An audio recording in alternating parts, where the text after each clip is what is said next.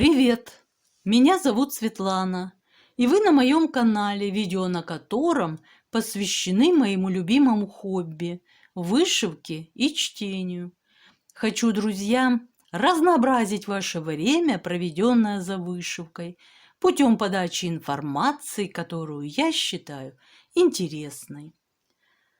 За окном сентябрь 2022 года.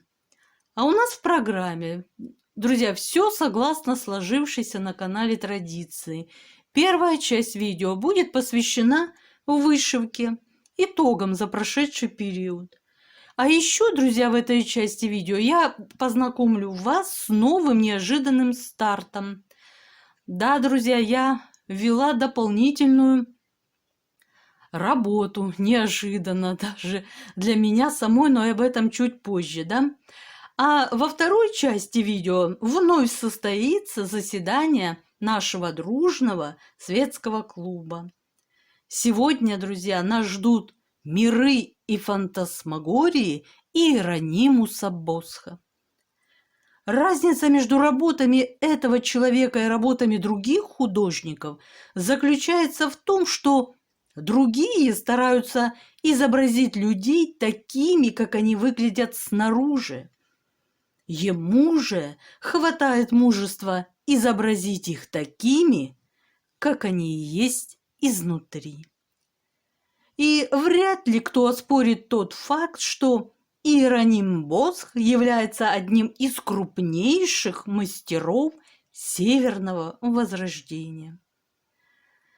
Ну а пока, друзья, давайте вернемся к первому пункту нашей программы, к вышивке. Друзья, перед вами на сегодняшний день это основной процесс, над которым я тружусь. Вот так должна будет выглядеть картина в итоге. Ну и немножко коротко, быстро технические характеристики для новых зрителей, да?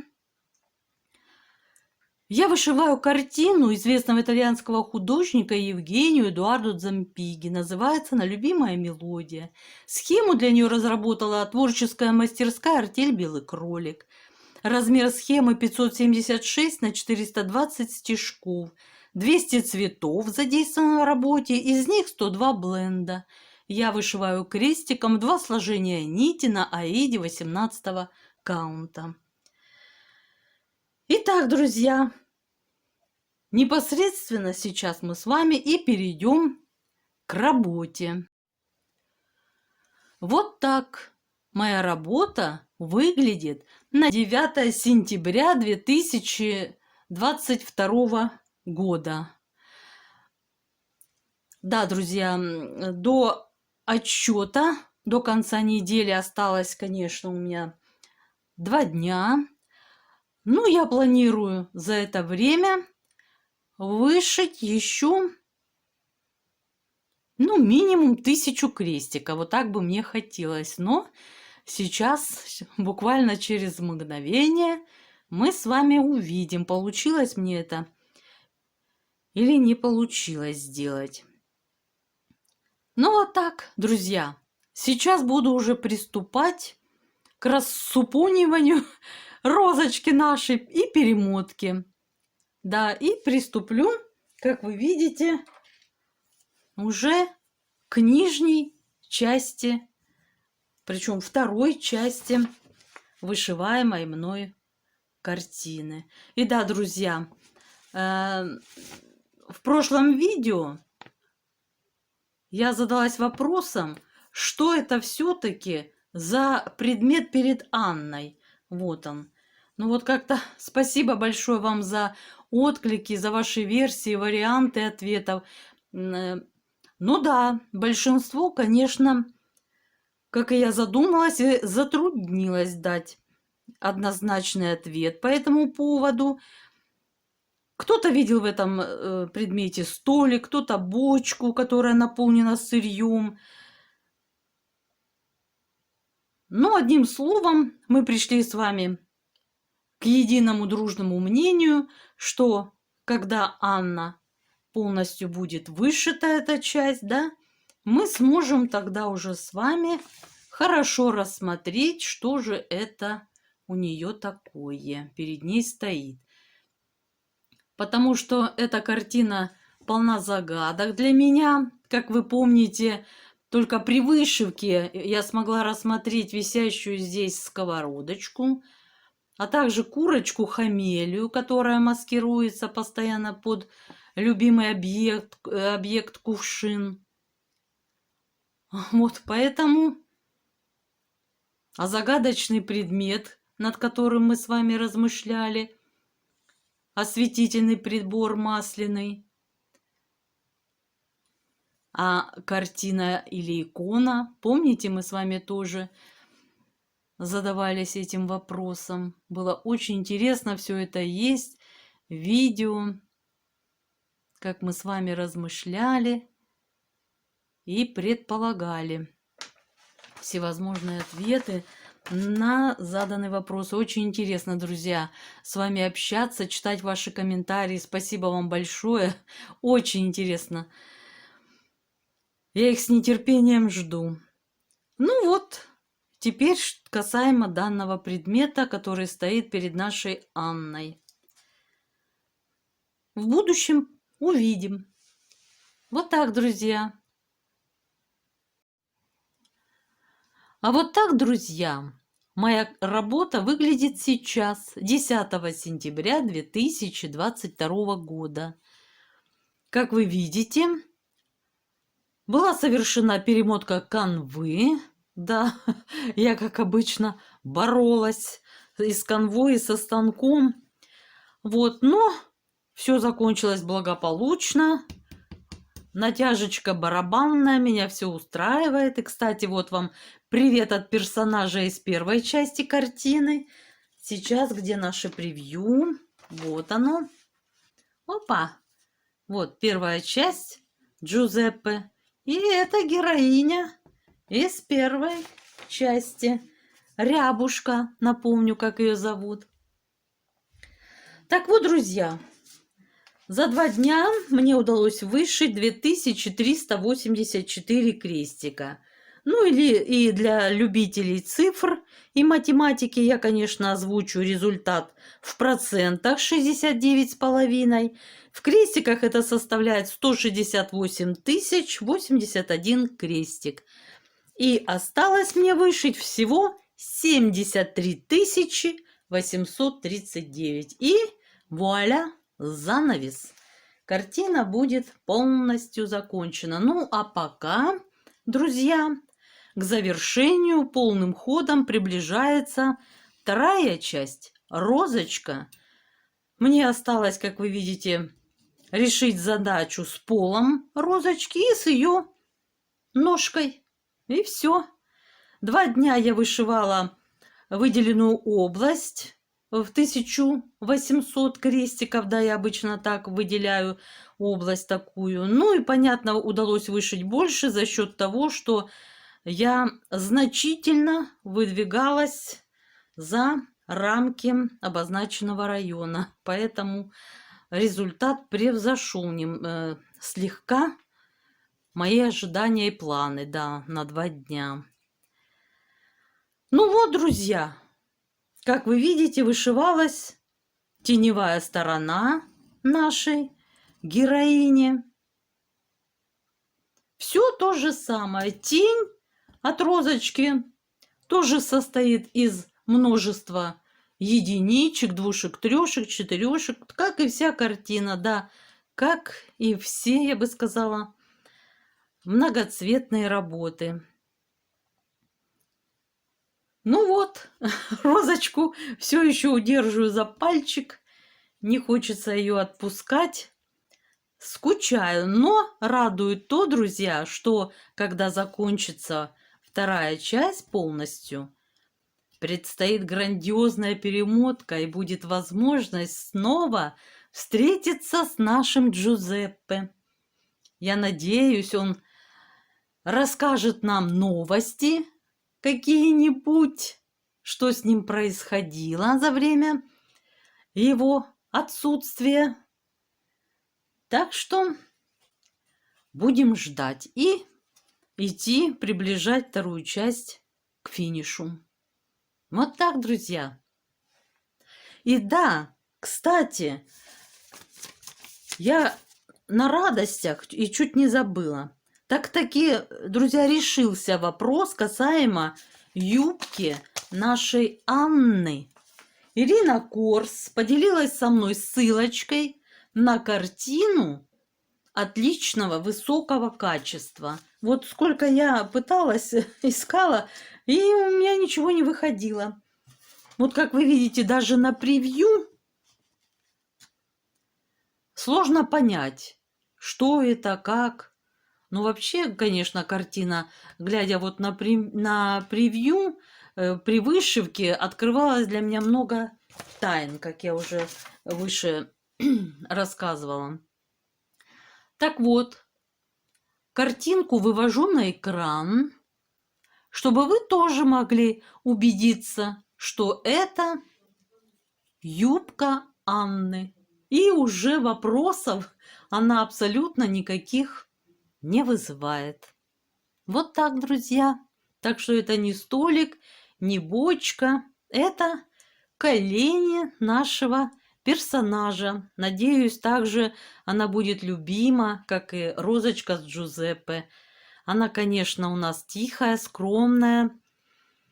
Она не выпячивается, она готова поделиться своим рукоделием. Она показывает нам уже, чем она любит заниматься и занимается в свободное время. Но она готова ждать и игрушки, новогодние сюжеты, и павлина, и все она готова. Да, в отличие от Розочки, которая ни в какую топала мне ножкой, все закончив, все решив вопрос со мной, только затем все остальное.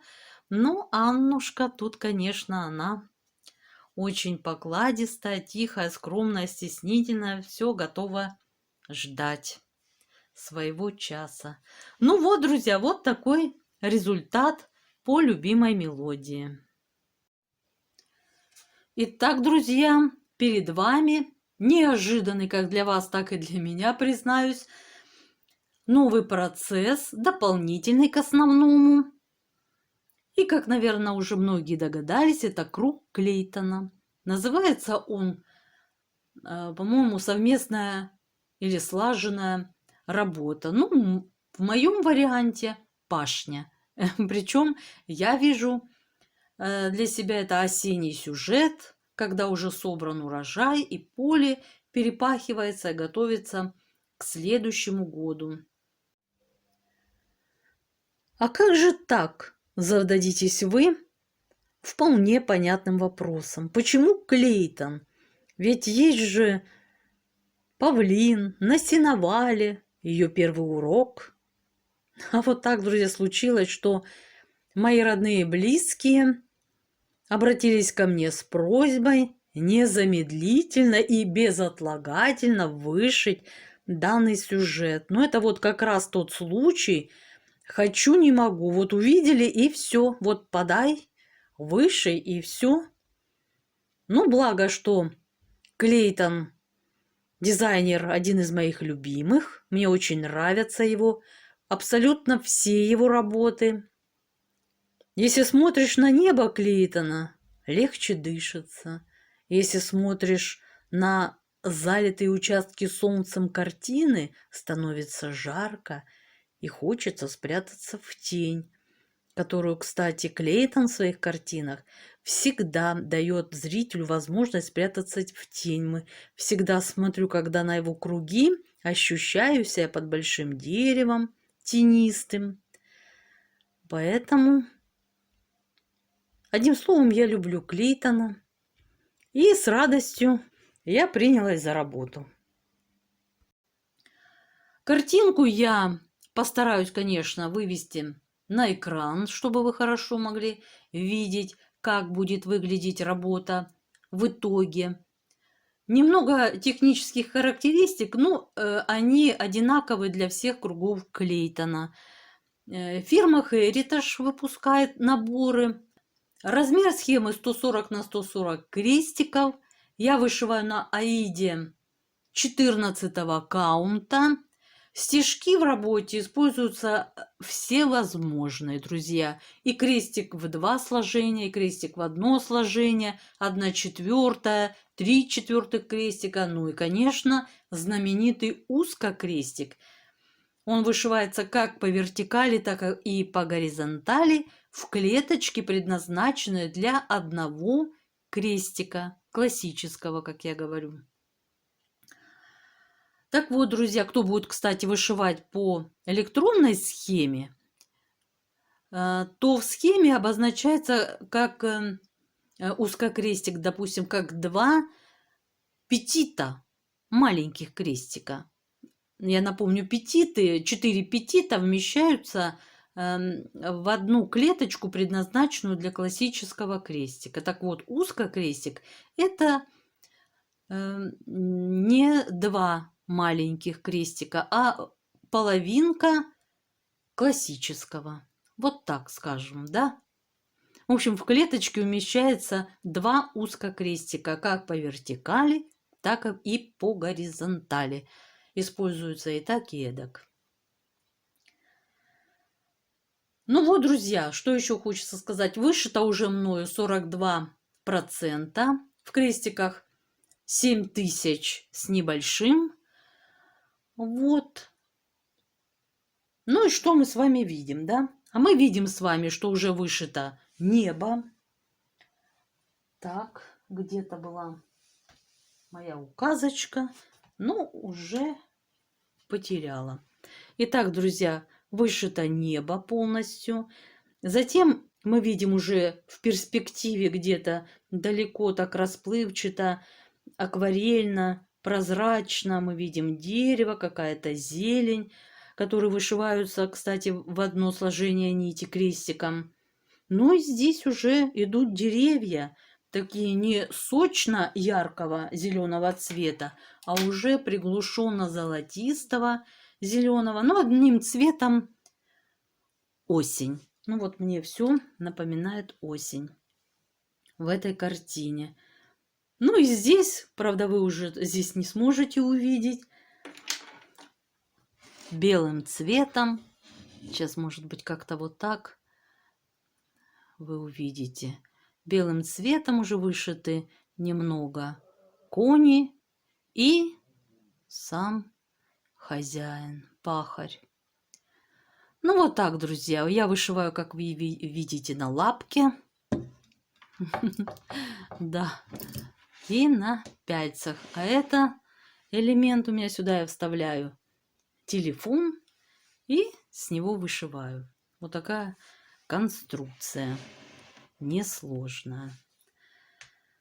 Ну вот, друзья, по Клейтону все. А теперь, друзья, нас ждет вторая часть видео. Я приглашаю всех членов нашего клуба в путешествие. Настраиваемся на нужный лад и отправляемся в Средневековье. Миры и фантасмагории Иеронимуса Босха. Разница между работами этого человека и работами других художников заключается в том, что другие стараются изобразить людей такими, как они выглядят снаружи. Ему же хватает мужества изобразить их такими, как они есть изнутри. Хосе де Сигуэнс.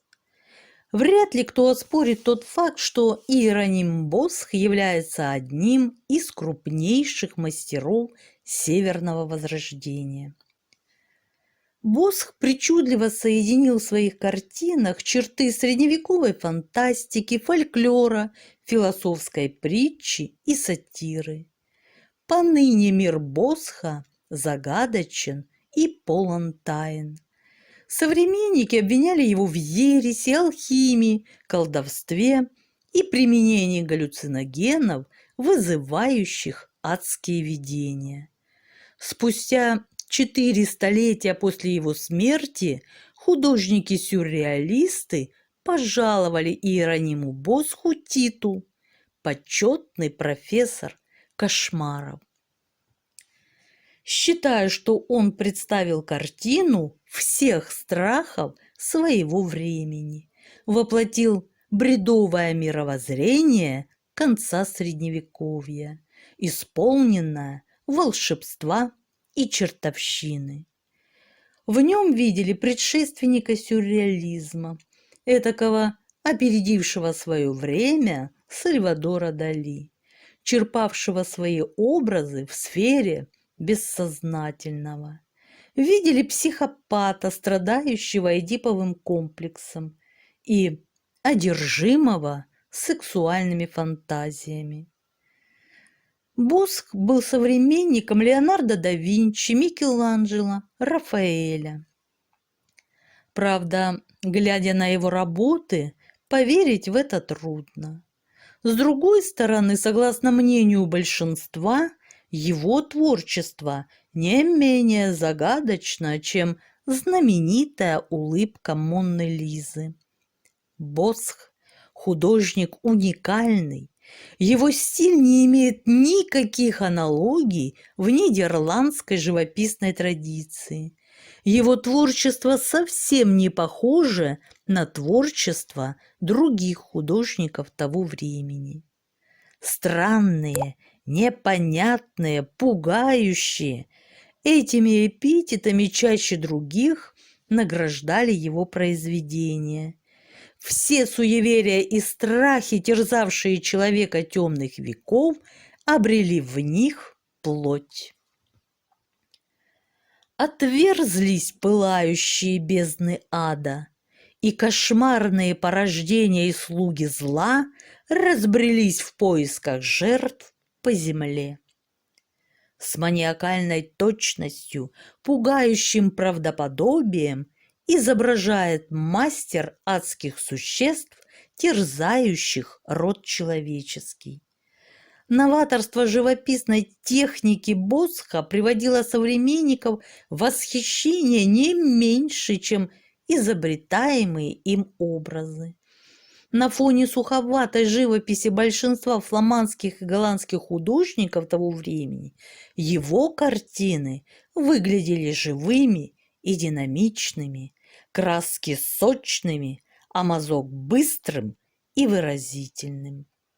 Он умел писать нежными прозрачными оттенками, создавая тончайшие колористические сочетания и блестяще используя яркие мазки красок.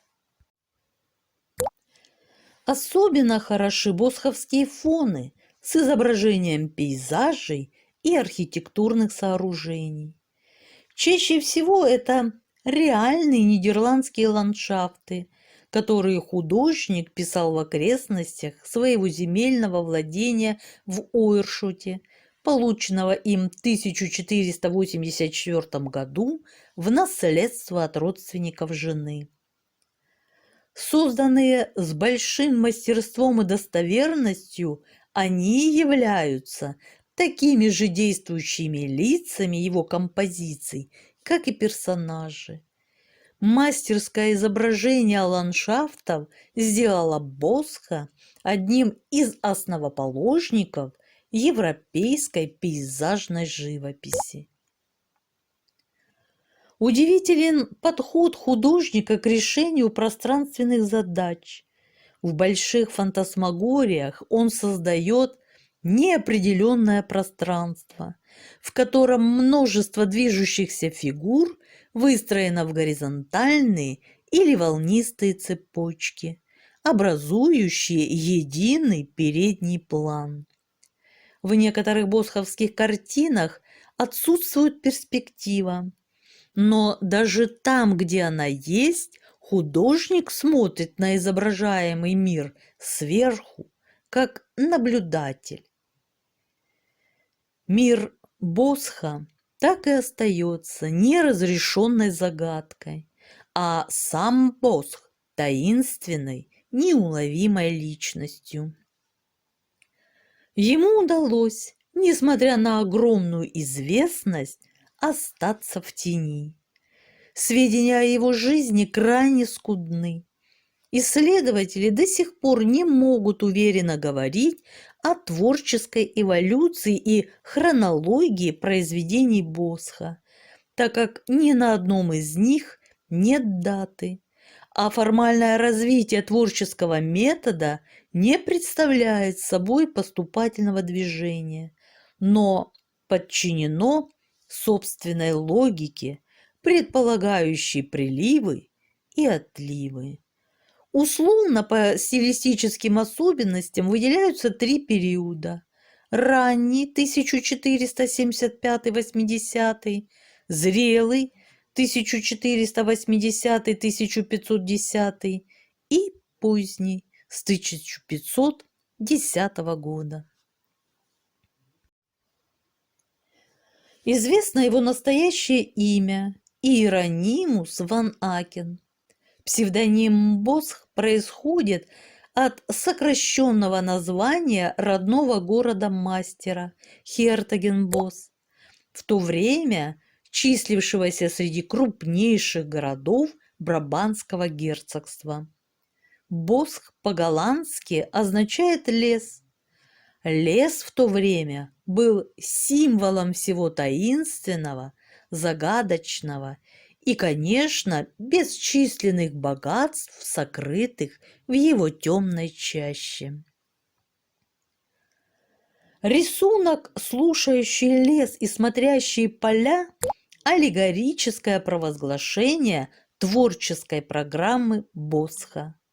Лес – намек на его имя, а надпись вверху гласит: «Несчастен тот, кто повторяет открытия других, а сам не может придумать ничего нового».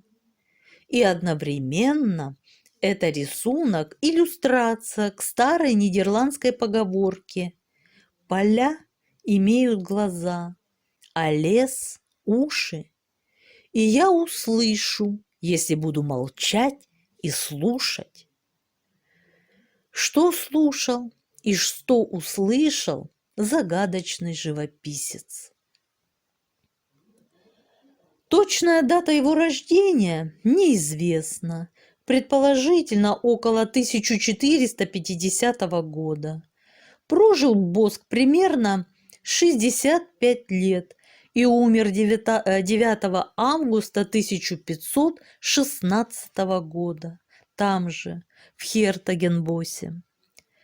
Известно, что Босх – потомственный художник, однако ни одной работы художников этой династии не сохранилось. Но в городском архиве сбереглись скудные сведения о ней. Известно, что семья ван Акенов, происходившая из немецкого города Ахена, была издавна связана с живописным ремеслом. Художниками были Ян ван Акен, дед Босха, и его брат, 4 из его 5 сыновей, включая отца Иеронима Антония, который незадолго до кончины передал мастерскую своему брату Госсену в 1478 году. Мать Босха происходила из семьи резчика по дереву. Поскольку ничего не известно о становлении Босха как художника, можно предполагать, что первые уроки живописного ремесла он получил в семейной мастерской. Мастерская ван Акенов, скорее всего, выполняла самые разнообразные заказы: стенные росписи, золочение деревянной скульптуры, изготовление церковной утвари. Так что Хиеронимус живописец, так он впервые упомянут в документе 1480 года, взял псевдоним, видимо, из необходимости как-то обособиться от прочих представителей своего рода. Подобные случаи в Нидерландах были нередки. В 1478 году умирает его отец, и Босх наследует его художественную мастерскую. Он учится в нидерландских городах Харлеме и Делфте, где знакомится с искусством Рагира ван дер Вейдена, Дирка Боутса, Гертгена Тотсинтьянца, влияние которых ощущается в разные периоды его творчества. В 1480 году Боск вернулся в Хертагенбос уже свободным мастером-живописцем. Также есть предположение, что творческую независимость ему обеспечила выгодная женитьба. Около 1480 года Боск женился на Алит Гойерт, девушке из местного рода, богатого и знатного. Она обладала значительным личным состоянием и передала мужу право им распоряжаться. Жил Боск с женой в Хертагенбосе на улице Красного Креста.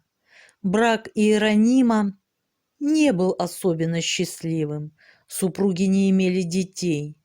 Но он дал художнику материальное благополучие, положение в обществе и независимость. Даже выполняя заказы, он мог себе позволить писать так, как хотел. Благодаря браку Боск получил доступ в замкнутый круг местной аристократии. Одновременно он стал членом Братства Богоматери, религиозного общества, возникшего в Хертагенбосе в 1318 году и включавшего в себя как монахов, так и мирян. Ничто не нарушало размеренного ритма его существования, распределенного между семьей, мастерской и братством. Поэтому ключ к объяснению того, зачем ему понадобилось изображать тот завораживающий странный мир бурлящих человеческих страстей, которым наполнено все его творчество, следует искать в другом месте.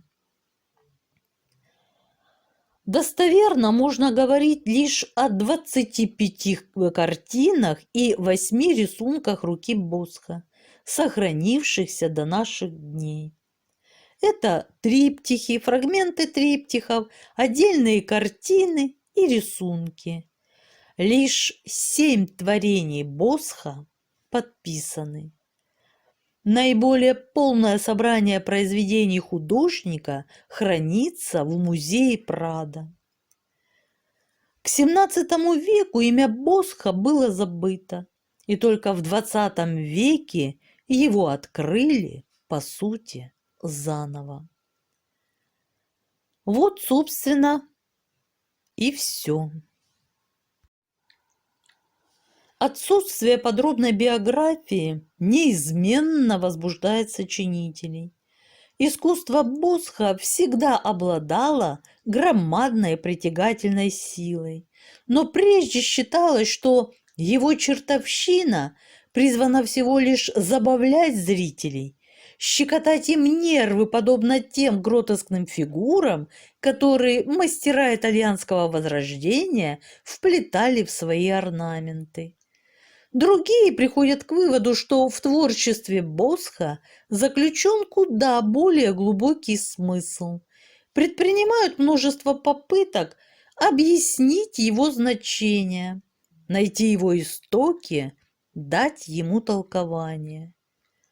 Одни считают Босха кем-то вроде сюрреалиста XV века, извлекавшего свои невиданные образы из глубин подсознания.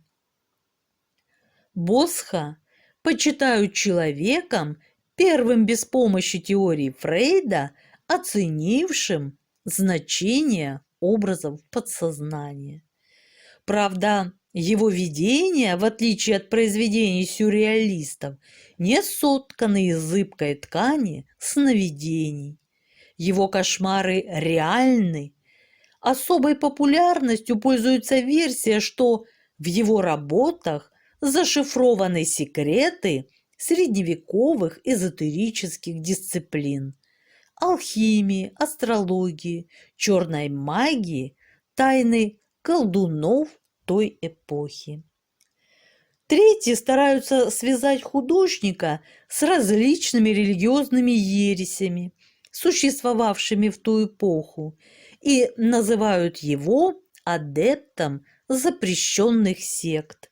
Хотя известно, что Босх был чрезвычайно религиозным человеком, членом Братства Богоматери.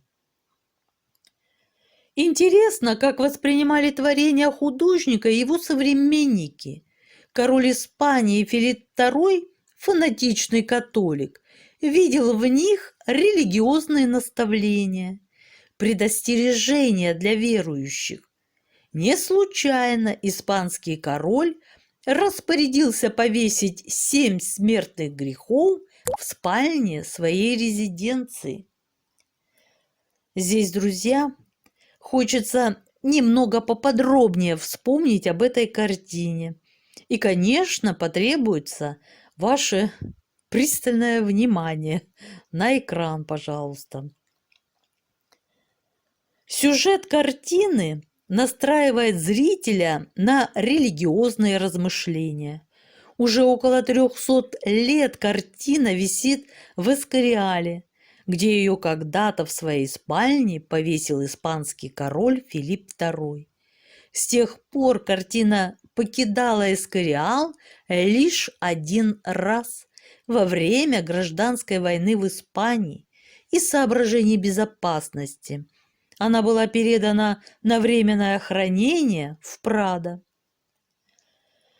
Итак, друзья, центральная часть, состоящая из 4 концентрических кругов, символизирует всевидящее око Божье, в зрачке которого воскресший Христос показывает свои раны.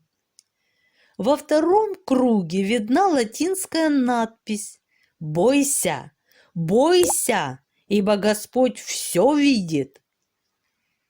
Третий круг изображает лучи, похожие на солнечные, а четвертый в секторах 7 смертных грехов. Под изображением каждого из 7 смертных грехов дано одно латинское название.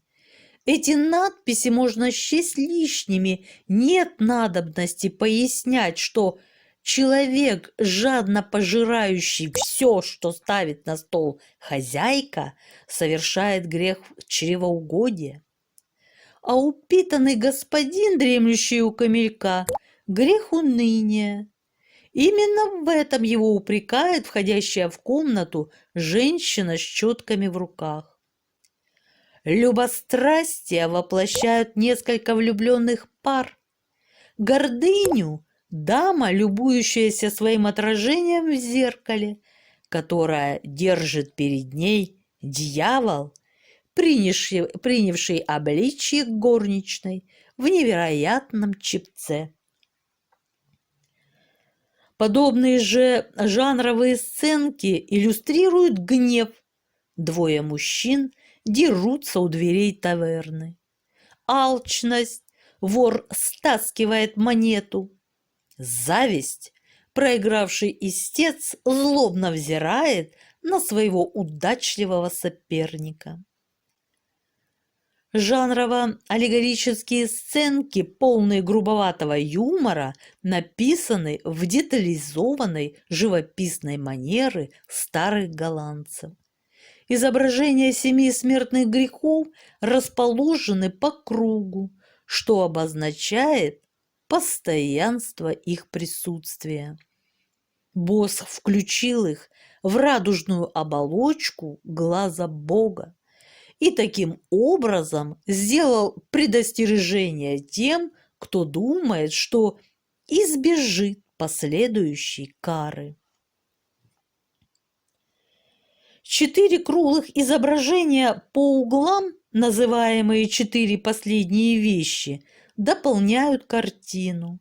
Они изображают смерть, страшный суд, рай и ад.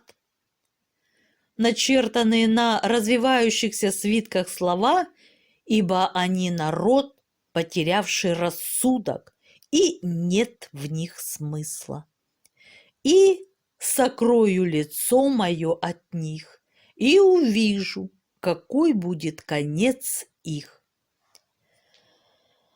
Это все, друзья, что касаемо картины. Но вернемся к повествованию и рукоделию. Итак, король Испании Филипп II, фанатичный католик, видел в них религиозные наставления, предостережения для верующих. Не случайно испанский король распорядился повесить 7 смертных грехов в спальне своей резиденции Аскориале, чтобы на досуге предаваться размышлениям о греховности человеческой натуры. В этой работе еще чувствуется неуверенность штриха молодого художника. Он использует лишь отдельные элементы символического языка, которые позже заполнят все его произведения. Правда, в конце XVI столетия именно испанские богословы обвинили творение Босха в ереси, но затем оправдали их. Кстати, благодаря мрачному правителю Испании, которого впоследствии французский историк Жюль Мишле, открывший средние века Европе XIX столетия, назвал привидением, растворившимся в мрачных покоях Эскориала, именно в Прадо находится лучшая в мире коллекция произведений этого нидерландского живописца. В том числе знаменитый триптих «Гениальный кошмар. Сад наслаждений» 1510 год. В момент создания этого собрания соотечественники художника считали своего короля, в те годы Нидерланды были частью империи Габсбургов, созданием почти столь же несимпатичным, как и адские фантомы, населяющие творения Босха. Коллеги-художники ценили колористическое дарование живописца, спешили перенять наиболее эффективные приемы. Однако чаще в его картинах видели ужастики, приятно щекочущие нервы. Если принять во внимание особенности эпохи, когда Босх создавал свои живописные кошмары, то следует признать, ближе всех к истине был король Испании. XV век – мир в ожидании апокалипсиса. Целое столетие самым популярным сюжетом европейского искусства был «Пляска смерти», изображение кошмарного хоровода мертвых и живых. Человека окружали напоминания о бренности всего сущего. Проповедники и художники в один голос твердили: исчезнут красота, сила, слава, мирские наслаждения. Лишь у души есть шанс на спасение. Но об этом говорили редко. С большой охотой и те, и другие смаковали ужасы наказаний за грехопадение и картины разложения. Так что сад земных наслаждений Босха – изображение человечества, пойманного в ловушку своих грехов. Вещь, впитавшая атмосферу эпохи, ставшая ее символом, как, впрочем, и другие произведения мастера.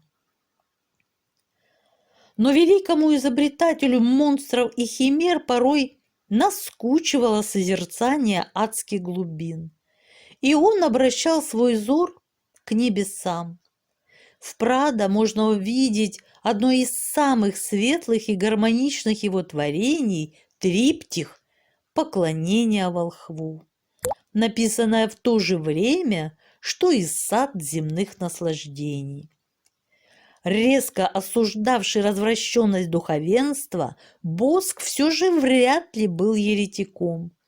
Как уже упоминалось, художник вступил в братство Богоматери, основанное группой светских и духовных лиц. Члены этого религиозного братства много занимались благотворительной и просветительской деятельностью. В его архивных документах не раз упоминается имя Босха. Ему, как живописцу, давались разнообразные заказы. От оформления праздничных шествий и обрядовых таинств братства, что не могло пройти бесследно для его творческого сознания, до написания створок алтаря капеллы братства или даже создания модели канделябра. Кстати, в той же капелле собора святого Иоанна 9 августа 1516 года было совершено и отпевание живописца. Торжественность проведения этого обряда подтверждает теснейшую связь Босха с братством Богоматери. Как член братства Богоматери, Босх был, несомненно, знаком с богословской литературой, знал жития святых, описание их видений. Кроме того, он был осведомлен о достижениях современных ему наук, интересовался алхимией, астрологией, народной медициной, имел понятие об инженерном и строительном деле. Но самое главное, он был знатоком народной мудрости, пословиц, загадок, притч. Одним словом, Иероним Босх был образованным человеком, и для нас особенно важно, как он притворял свои познания в мир фантастических образов. Символика Босха настолько разнообразна, что невозможно подобрать один общий ключ к его картинам. Символы меняют значение в зависимости от контекста, да и происходить они могут из самых разных, порой далеких друг от друга источников. От мистических трактатов до практической магии, от фольклора до ритуальных представлений. Среди самых загадочных источников была и алхимия, деятельность, окутанная тайной, нацеленная на превращение неблагородных металлов в золото и серебро, а кроме того, на создание жизни в лаборатории, чем явно граничила с ересью.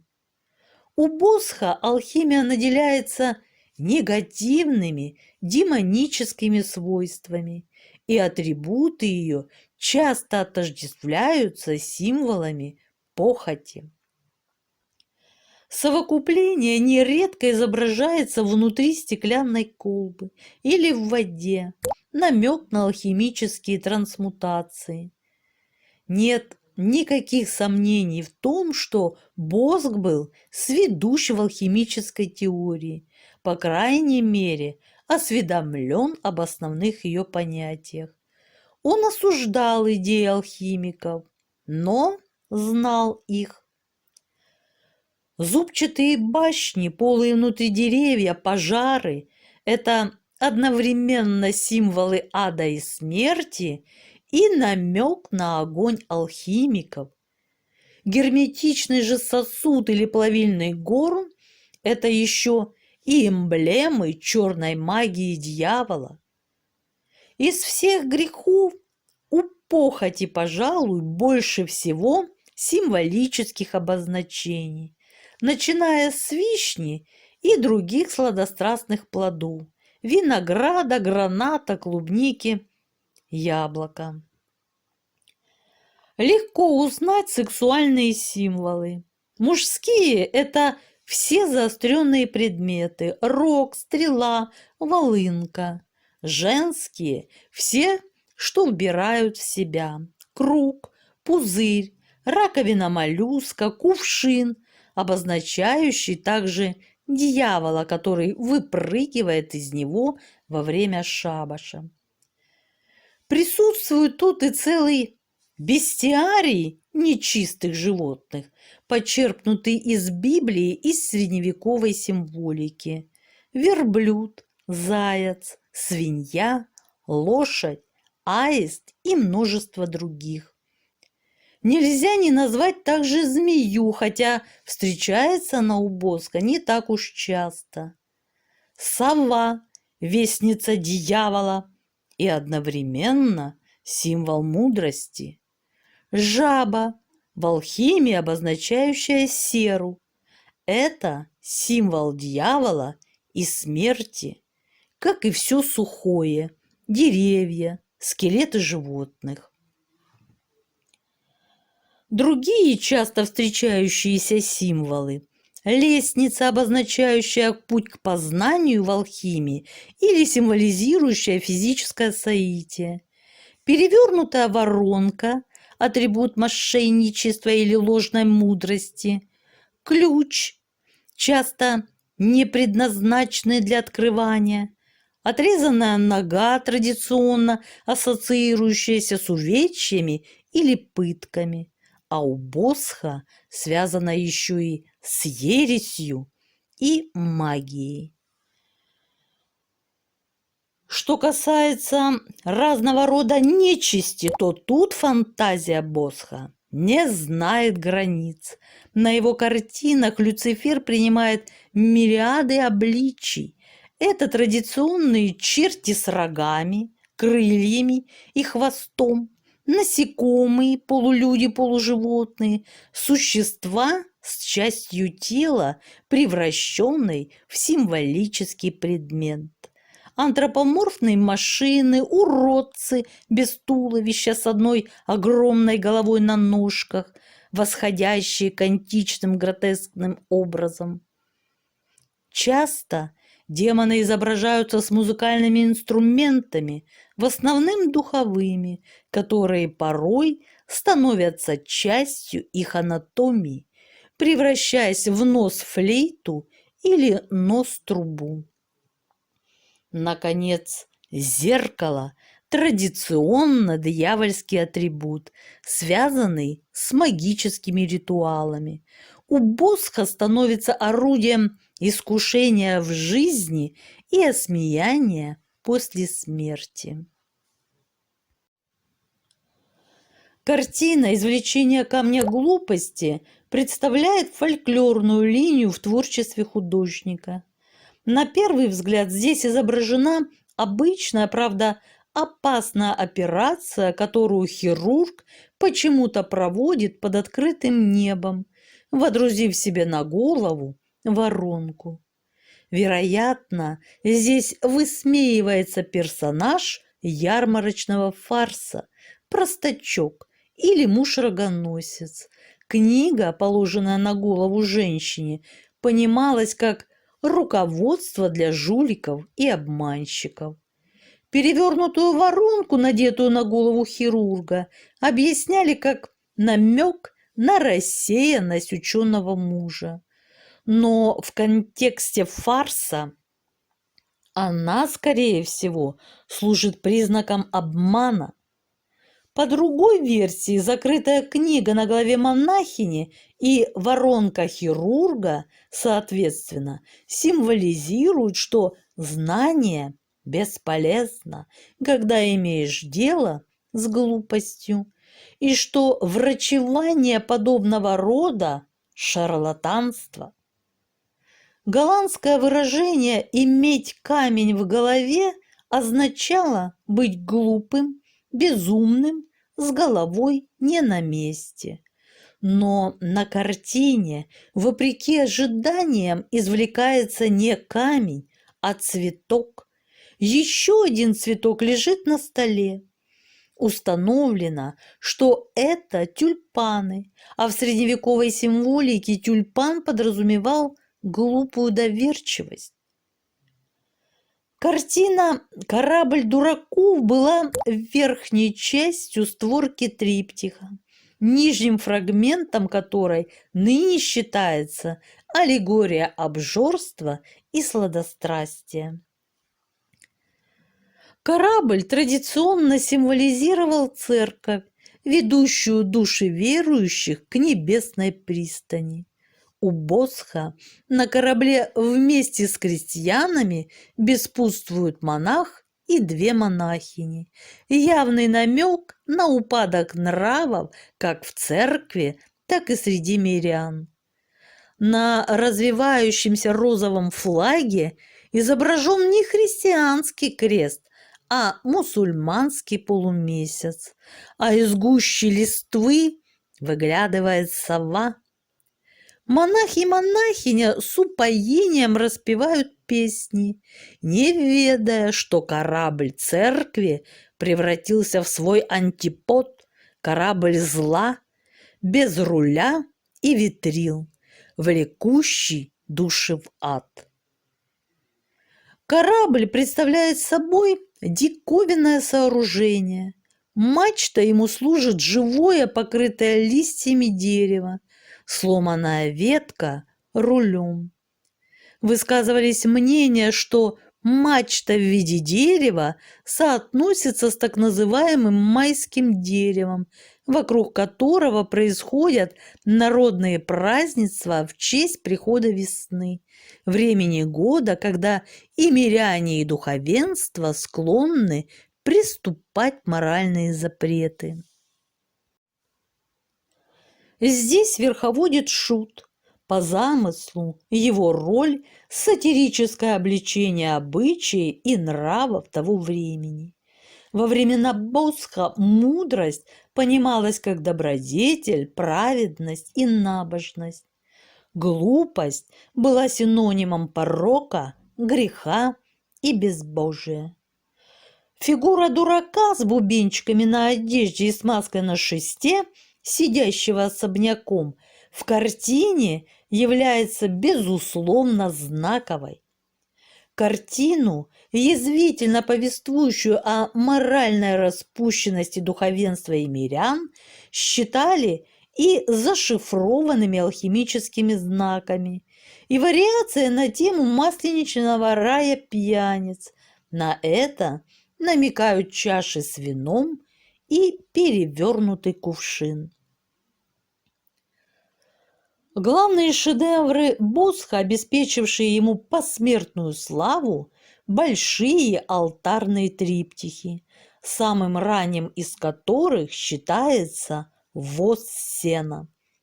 Это было первое крупное произведение мастера зрелого периода, в котором он выступает великолепным рассказчиком, объединяющим основной темой множество занимательных эпизодов и символов. Внешние створки алтаря закрытого изображали будничную, хорошо знакомую зрителю сцену. По дороге, символу земной жизни, бредет усталый оборванный путник. Вокруг он видит множество примет торжествующего зла. Грабежи, насилие, казни, злобно рычащую на него собачонку, кружащееся над падалью воронье. Впоследствии этот образ найдет свое развитие в картине «Бродяга» или «Блудный сын» 1510 года. Многолюдное действо центральной части алтаря разыгрывается между раем на левой и адом на правой створках, наглядными началом и концом земного пути беспутной человеческой массы. Сюжет главной сцены обыгрывает старую нидерландскую пословицу «Мир – сток сена», и каждый старается ухватить с него сколько может. Греховной сутолоке явно противостоят таинственные поэтические детали. Например, изящная чета любовника, музицирующих на самом верху пресловутого воза. И прежде всего чувственная красота колорита, обретающего все большую легкость. Так или иначе, исход борьбы добра и зла в целом предстает интригующе неопределенным. Особенно много загадок и по сей день таит в себе другой босховский триптих сад земных наслаждений, в котором художник выступает во всеоружии своего мастерства. Центральная часть триптиха представляет собой панораму фантастического сада любви, населенного множеством обнаженных фигур мужчин и женщин, невиданными животными, птицами и растениями. Влюбленные беззастенчиво предаются любовным утехам в водоемах, в невероятных хрустальных сооружениях, скрываются под кожурой огромных плодов или в створках раковины. Великолепная по живописи картина напоминает яркий ковер, сотканный из сияющих и нежных красок. Но это прекрасное видение обманчиво, ибо за ним скрываются грехи и пороки, представленные художником в виде многочисленных символов, заимствованных из народных поверий, мистической литературы и алхимии. Первым расшифровать это произведение попытался испанский монах Хосе де Сигуэнса в 1605 году. Он считал, что в нем дан собирательный образ земной жизни человека, погрязшего в греховных наслаждениях и забывшего о первозданной красоте утраченного рая, и потому обреченного на гибель в аду. Хосе де Сигуэнса писал: «На мой взгляд, различие между картинами этого художника и картинами всех остальных заключается в том, что остальные стремятся изобразить человека таким, каким он выглядит снаружи, в то время как один лишь он имел достаточно мужества изобразить человека изнутри». Будучи человеком весьма образованным для своего времени, оригинально мыслящим, Босх умел проникать в самую суть вещей и явлений. Поэтому все его картины – это причудливые гротески с глубоким философским подтекстом.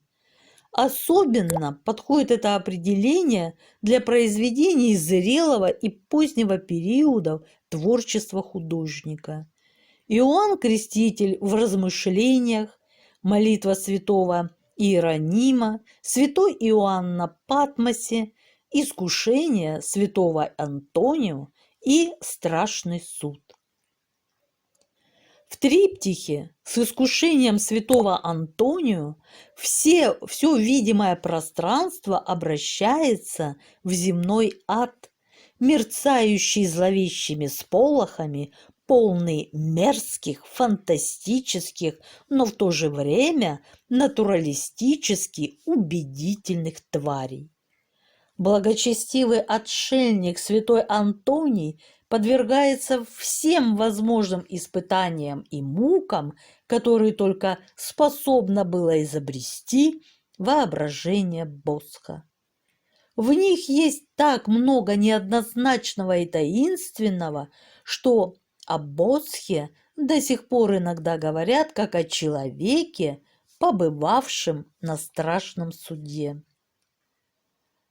В последние годы жизни художник обращается исключительно к сюжетам о Христе. Поклонение волхвов, увенчание терновым венцом, несение креста. В них он уходит от изображения фантастических чудовищ преисподней. Но пришедшие им на смену реальные образы палачей и свидетелей трагедии, злобных или равнодушных, жестоких или завистливых, гораздо страшнее босховских фантазий. В картине «Христос, несущий крест» Христос как бы не в силах смотреть на эту беснующуюся вакханалию зла, и он изображен с закрытыми глазами. Эта картина стала последним произведением Босха. Трудно судить о том, насколько художник был понят своими современниками. Известно лишь, что при жизни Босха его произведения пользовались широкой популярностью. Наибольший интерес к творчеству художника проявился в Испании и Португалии. Там были собраны самые большие коллекции его полотен. Фантастические, страшные сцены картин Босха были близки и интересны преисполненному религиозных чувств испанскому зрителю. Серьезное изучение творчества Босха началось на рубеже XIX и XX веков. К этому времени он был практически забыт. Его имя почти не упоминалось ни в энциклопедиях, ни в учебниках. Собратья-художники тоже как будто не замечали его. Да и в истории искусства фигуру этого мастера долгое время обходили молчанием или снабжали противоречивым комментарием. Но независимо от всех этих мнений и оценок, сегодня Босх признан непревзойденным изобретателем образов, замечательным колористом и рисовальщиком, большой и самобытной личностью, размышлявшей о мире и его противоречивой сложности, о человеке и его незащищенности перед лицом духовной и физической опасности. Босх производит впечатление мастера неподражаемого, однако его манера была воспринята множеством копиистов, как только выяснилось, что это гарантировало выгодную продажу картин. Параллельно с чисто ремесленными подражателями, не претендовавшими на оригинальность, работали и другие мастера, создававшие под впечатлением картин Босха собственные интересные композиции. Когда сюрреализм заявил о главенстве подсознания в искусстве, фантазии Босха были заново оценены. Изъятые из позднеготического контекста, в котором они возникли, его чудовищные фигуры получили новую жизнь. И знаменательно, что Макс Эрнст и Сальвадор Дали объявили себя его наследниками.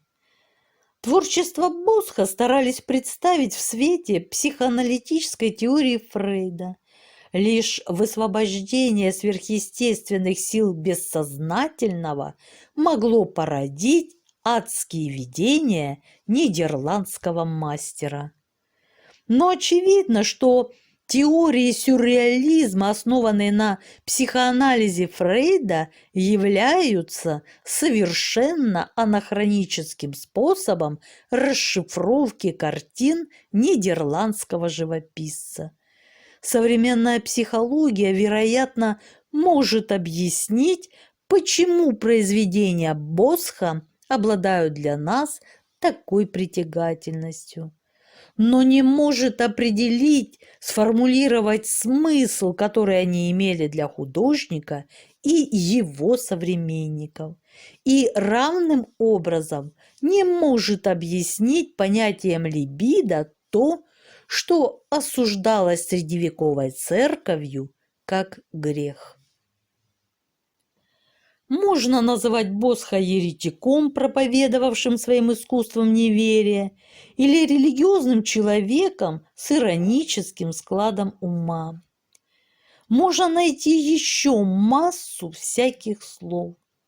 Но, видимо, главное в том, что творчество этого выдающегося нидерландского живописца остается волнующим, загадочным и удивительно современным. Вот так, друзья. Вот такой Иероним Босх и его творчество. Друзья, вы же понимаете, что мне не удалось все картины вам представить на обозрение, поэтому рекомендую самостоятельно. Получите массу удовольствия. Ну, а наше, друзья, путешествие по далекому прошлому подошло к концу. Я желаю всем мира, здоровья и творческих успехов. А на сегодня все. Пока-пока.